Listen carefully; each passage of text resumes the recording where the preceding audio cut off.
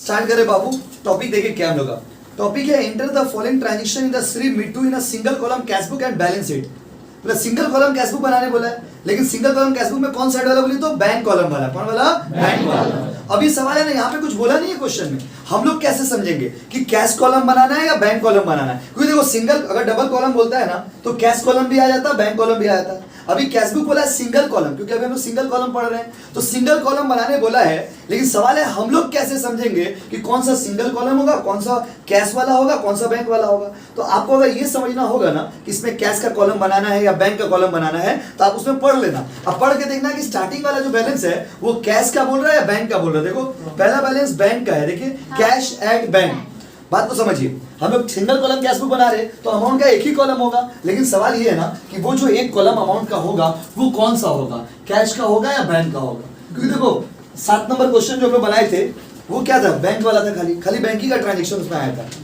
लेकिन आज जो सम्स अभी जो सम्स हम लोग बनाएंगे बाबू, इसमें कौन सा ट्रांजेक्शन लेंगे, कैश वाला है या बैंक वाला है, हमको कैसे पता चलेगा। तो माय डियर स्टूडेंट्स, अगर आपको ये समझना हो कि ये कैश वाला कॉलम बनेगा या बैंक वाला कॉलम बनेगा, क्योंकि सिंगल कॉलम में एक ही कॉलम बनेगा, डबल कॉलम जब पढ़ाएंगे उसमें कैश भी बनेगा बैंक भी बनेगा, लेकिन सिंगल कॉलम में एक ही कॉलम बनेगा, या तो कैश या तो बैंक। अभी हम कैसे समझेंगे कि हमको कैश बनाना है या बैंक बनाना है? तो सुन लीजिए, स्टार्टिंग वाला जो पहला तारीख होता है ना उसका बैलेंस आप चेक करना, उसमें क्या लिखा हुआ, देखो लिखा हुआ है कैश एट बैंक। क्या लिखा हुआ है? Cash at bank. क्या लिखा हुआ है? Cash at bank. बैंक में पैसा है, बैंक में पैसा है, बैंक में पैसा है, तो बैंक में पैसा है मतलब बैंक का स्टार्टिंग पॉइंट है। इसमें ना सिर्फ बैंक वाला ही कॉलम आपको बनाना है। हम लिख दिए बैंक रुपीस और उधर भी लिख दे रहे बैंक। देखिए आयो फाइन। अभी सवाल जब बनाएंगे ना, सुनिए इस सवाल में ना एक प्रॉब्लम है। क्या प्रॉब्लम है? सवाल में स्टार्टिंग में लिखा है ना कैश एट बैंक लिखा है, वो तो ठीक है, लेकिन कैश एट बैंक के बगल में लिखा है ओवरड्रॉन। क्या लिखा है? ओवरड्रॉन। जब आप डबल कॉलम कैश बुक बनाइएगा ना तो ऐसा आपको बहुत बार मिलेगा। ओवरड्रॉन का मतलब होता है माय डियर स्टूडेंट्स, ओवरड्रॉन का मतलब होता है पैसा निकाल ली। ओवरड्रॉन का मतलब होता है जितना मेरा अकाउंट में था ना, जितना मेरा अकाउंट में था उससे ज्यादा निकालिए। मेरे अकाउंट में अगर 10,000 था तो हम 12,000 निकालिए। अब आप सोचते होंगे ऐसा कैसे होगा, ऐसा कैसे होगा, ऐसा कैसे हो जाएगा बताइए कि मेरा अकाउंट में अगर 10,000 रुपया है तो हम 12 कैसे निकालेंगे? थोड़ा हमको भी बताइए, हम भी निकालेंगे। दुर्गा पूजा आ रहा है, सोचते हैं ना हम लोग। सुन लीजिए माय डियर स्टूडेंट, आप लोग का बीएसटीडी में आपको पढ़ाएंगे एक चैप्टर है बैंकिंग, बैंक के बारे में वहां पे पढ़ाएंगे। उस चैप्टर में आपको बताएंगे कि अकाउंट 4 तरह का होता है। करेंट अकाउंट होता है, सेविंग्स अकाउंट होता है, रिकरिंग अकाउंट होता है, फिक्स डिपॉजिट होता है। तो आपके घर में जो अकाउंट होगा ना, आप लोग हमारे घर में जितने जो अकाउंट है, हमारा आपका जो बैंक अकाउंट है वो सेविंग्स अकाउंट है बाबू। कौन सा अकाउंट है? सेविंग्स। किसी को बोलिएगा मत कौन सा अकाउंट है? सेविंग्स। और सेविंग्स अकाउंट में क्या होता है बोलिए तो फैसिलिटी नहीं।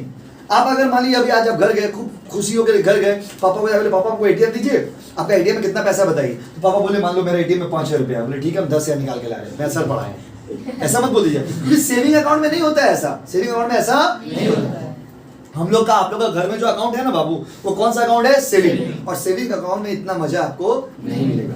अगर आप करेंट अकाउंट खुलवाएंगे ना, करेंट अकाउंट किसका होता है? बिजनेसमैन लोग का। अगर आप बड़े बिजनेसमैन हो तो करेंट अकाउंट होल्डर जो होते हैं ना, उन लोग को एक फैसिलिटी मिलता है, जितना आपका अकाउंट में पैसा होगा उससे ज्यादा आप लोन ले सकते हैं। क्या लेते हो? लोन। तो ये आदमी क्या कहता पता है? ये आदमी बेटा 18,000 रुपए इसका बैंक में था, लेकिन ओवरड्रॉन था। क्या था बाबू? ओवरड्रॉन। जब ऐसा वर्ड लिखा रहेगा ना बाबू, ओवरड्रॉन मतलब पैसा निकाल के रखा है। क्या करके रखा है? निकाल के रखा है। जब भी ऐसा लिखा रहेगा ना, ओवरड्रॉन वर्ड या ओवरड्राफ्ट वर्ड जब भी रहेगा ना, तो हम लोग क्या करते थे? To balance BD. बट जब भी ओवरड्राफ्ट रहेगा मतलब उल्टा पैसा निकाल के रखा है, तो उसको हम लोग लिखेंगे 2000 कितना है बाबू? डेट बताइए। मार्च, जनवरी को हम लोग यहाँ पे लिखते थे ना टू बैलेंस बीडी। कभी भी अगर ऐसे लिखा रहेगा ना ओवरड्रॉन, ओवरड्राफ्ट, तो उस केस में आप लिखिएगा बाय बैलेंस बीजी। क्या लिखिएगा? बाय बैलेंस बीजी। इसका मतलब होता है उसका पैसा निकाला हुआ है, बहुत निकाला हुआ है। कितना रुपया निकाल के रखा बताइए? 18,000। नहीं बोलिएगा ना? 18,000। ऐसा क्यों किया समझे? ऐसा इसलिए किया क्योंकि ओवरड्रॉन, हम यहाँ पे लिख भी दे रहे बाबू, ओवरड्रॉन। हर कैश बुक में नरेशन होता है। हम लोग क्लास प्रैक्टिस कर रहे हैं इसलिए नरेशन हम लोग नहीं बनाएंगे। नरेशन बनाएंगे क्या? नहीं। आइए, ये समझे कि नहीं समझे पहले बोलिए? बोलिए तभी लिखेंगे। हाँ या नहीं? हाँ। यस और नो? यस। ठीक है, चलिए बहुत अच्छा लगा, आप लोग समझ गए। अगला बोला है 2 तारीख को कैश सेल्स। कैश में सामान बेचे, कैश में सामान बेचे। एक बात बताइए तो, एक बात बताइए तो, कैश में अगर सामान बेचेंगे तो इसमें आएगा क्या? हाँ या नहीं? नहीं। क्यों नहीं आएगा? आता, जरूर आता। अगर कैश बुक बनाते सिंगल कॉलम कैश वाला, तब कैश वाला याद है? एक तो क्वेश्चन बनाए थे हम लोग, क्वेश्चन नंबर 5, जहां पे हम लोग क्या कहते, चेक वाला पेड टू अबीर बाय चेक, उसको नहीं लिए थे। क्यों नहीं लिए थे? क्योंकि वो कैश कॉलम था, उसमें क्या कॉलम था? कैश। और यहाँ पर तो सब बैंक कॉलम है खाली आपके पास। तो अगर आपके पास खाली बैंक कॉलम है ना, तो कैश वाला इसमें नहीं आएगा बाबू, कैश वाला इसमें नहीं आएगा। क्यों नहीं आ रहा? समझे? कैश में बेचे हैं तो पैसा मेरे पास आया है, लेकिन मेरे पास तो कैश अकाउंट है ही नहीं। मेरे पास तो कैश अकाउंट है ही नहीं। मान लीजिए हम आप लोगों को कोचिंग में बोले कि सिर्फ और सिर्फ मान लीजिए बैंक में पैसा जमा करना है, हम आप लोगों को बोल दिए कि ट्यूशन फीस बैंक में देंगे। लेकिन मान लीजिए एक नटखट सा स्टूडेंट श्याम आया, श्याम हाथ में गड्डी लेके खड़ा है, बोले नहीं हम आपको देंगे, हम आपको देंगे। मतलब भाई बोले तो बैंक में जमा करना है, जमा करना है बैंक में। अगर आपको हम बोल दिए बैंक में जमा करना है, तो हम कैश पैसा श्याम से लेंगे क्या? नहीं। अगर श्याम देगा तो लेंगे क्या? नहीं। चलो श्याम बोला नहीं आप दीजिए, आपको लेना पड़ेगा, फिर भी ले लेंगे। क्यों नहीं लेंगे? हम तो आपको बोल रहे हैं बैंक में जमा करिए। भाई कहाँ जमा करिए? बैंक। अरे बाबू अब आप बैंक कॉलम बना रहे हैं, कौन सा कॉलम? बैंक। तो कैश सेल्स वाला नहीं आएगा, क्योंकि क्योंकि क्योंकि ये बैंक कॉलम है। कौन सा कॉलम बाबू? Bank column. बस में जब डबल कॉलम कैश बुक बनाएंगे तब सारा चीज आएगा, लेकिन इसमें हम लोग सिर्फ बैंक कॉलम बना रहे हैं, इसीलिए कैश वाला इसमें नहीं आएगा। कैश सेल्स, कैश में सामान बेचे, तो हमको मतलब क्या है? आप तो बैंक में जमा करते, तो हम लोग यहाँ पे लिखते, यहाँ पे इसको रिकॉर्ड नहीं करेंगे। समझे क्यों नहीं रिकॉर्ड करेंगे? यस और नो? Yes. हाँ या नहीं? हाँ। यस और नो? Yes. आगे आइए। अगला bought goods from Amal on credit, Amal से क्रेडिट में खरीदे, ये आएगा क्या? नहीं। बोलिए ना। नहीं। कैश बुक में उधार वाला नहीं आता है भाई, कैश बुक में उधार वाला नहीं आता है। आप सामान खरीदोगे ना, वो भी नहीं आएगा। आप सामान बेचोगे ना, वो भी नहीं आएगा, क्योंकि ना पैसा आ रहा है ना पैसा जा रहा है। अब इनसे उधार में सामान लिए, लिए तो लिए। इनसे हम उधार में सामान लिए तो पैसा आया गया, कुछ तो नहीं हुआ।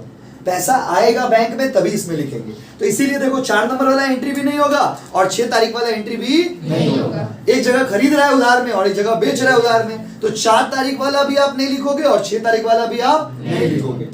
अभी आ जाओ नेक्स्ट 9 तारीख वाला, paid to Amal by cheque, paid to Amal by cheque. ये आएगा क्या? हाँ। बोलिए ना। हाँ। अच्छा चेक में हम लोग कौन सा वर्ड यूज करते हैं? कैश या बैंक? बैंक। बोलिए ना। बैंक। अमल को पैसा दिए चेक के थ्रू, किसके थ्रू? चेक के थ्रू। एक बात बताइए, अमल को पैसा देंगे तो पैसा आएगा कि जाएगा? जाएगा।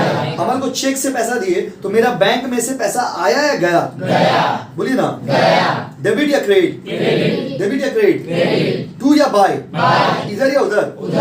अरे वाह, इधर क्या लिखेंगे? बाय। लड़का का नाम क्या है? बाय अमल। समझे कितना तारीख है बाबू? 9 तारीख। वो बात नहीं, बात मत करिए प्लीज, समझाने दीजिए। समझे कैसे हुआ? समझे क्या हुआ? हम अमल को चेक दिए, अगर हम अमल को चेक दिए तो मेरा पास से पैसा गया। अगर मेरा पास से पैसा गया, आपको क्या पढ़ाए थे? पैसा आएगा तो इधर और पैसा जाएगा तो उधर। पैसा तो जा रहा है ना बाबू, जा रहा है तो किधर लिखेंगे? Credit side. बाय अमल कितना रुपया बताइए?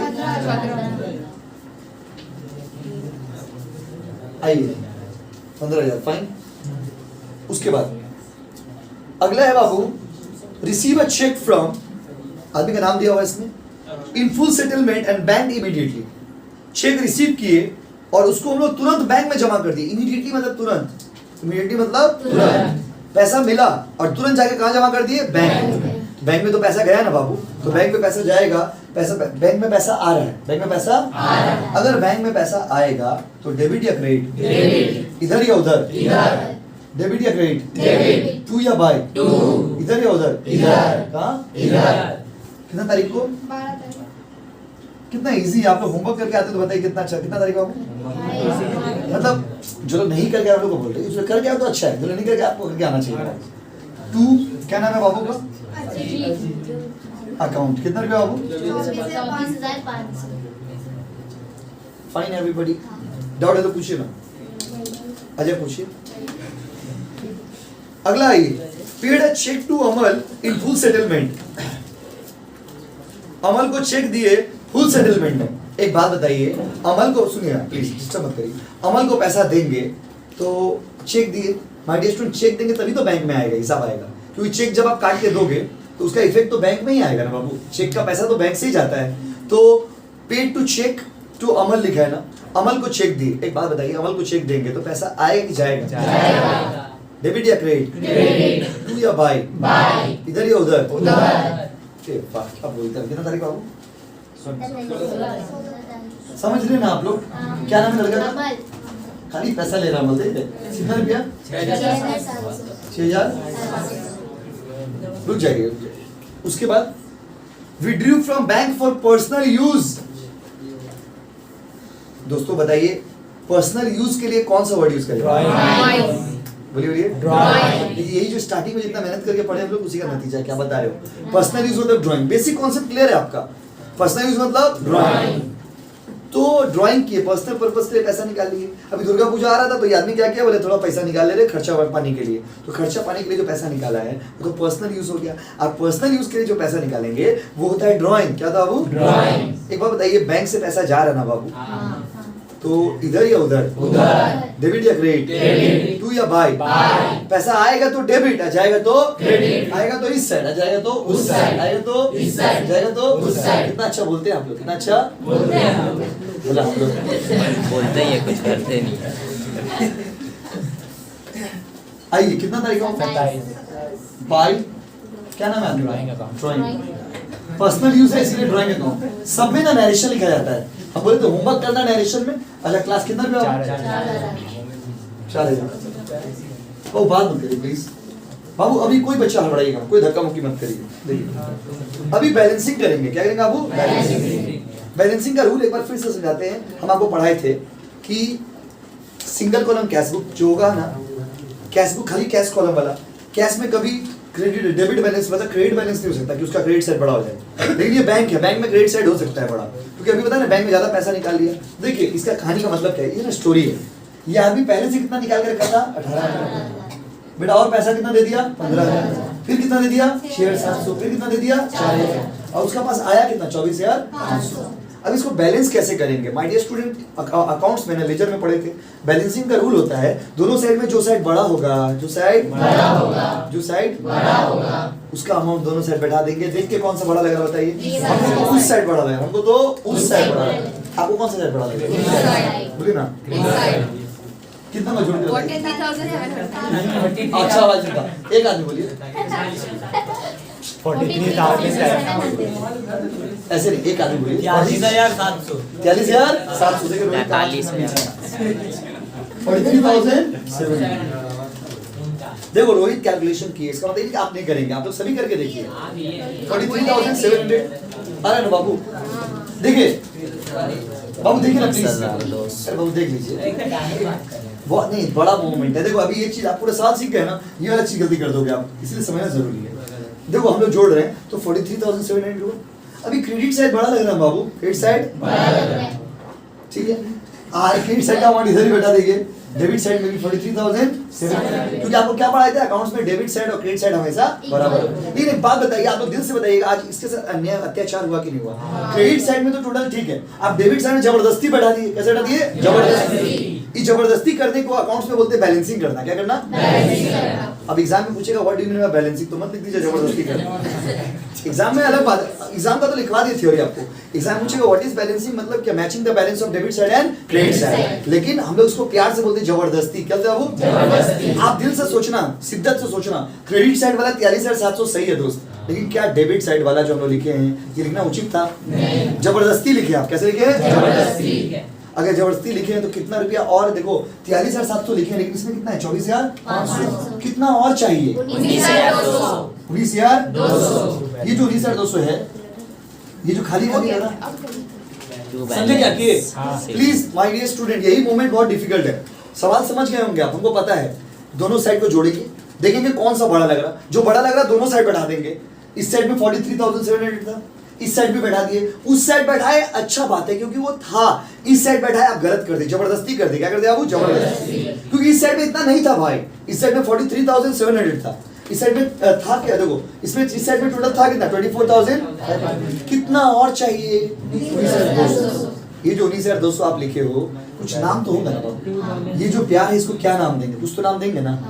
इसको बोलते हैं टू बैलेंस CD बीडी या सीडी? CD। अच्छा डेट क्या 12 मार्च लिख देंगे? नहीं। Last date 31st।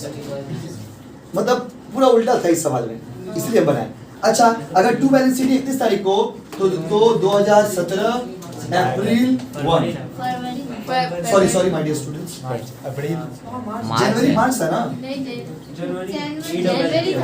अच्छा जनवरी, कोई बात नहीं, कोई प्रॉब्लम नहीं, चौकट दोस्त हो सकता है, उम्र हो गया ना बाबू, देखने में निकल रहा है। अरे देखो अब इधर 17 फेब 1 बाय बैलेंस बीडी, इधर सीडी तो इधर बीडी। सर सीडी का full form carried down, sir BD का फुल फॉर्म ब्रॉट डाउन। बहुत सारे स्कूल में सीएफ और बीएफ भी लिखते हैं। सीएफ का मतलब होता है कैरिड फॉरवर्ड, अब बीएफ का मतलब होता है ब्रॉड फॉरवर्ड। तो कंफ्यूज होने का कुछ नहीं है भाई, मीनिंग वही होता है। इधर अमाउंट होगा वहीं से यार 200। प्लीज उतार लीजिए आप, बंद कर दीजिए आप।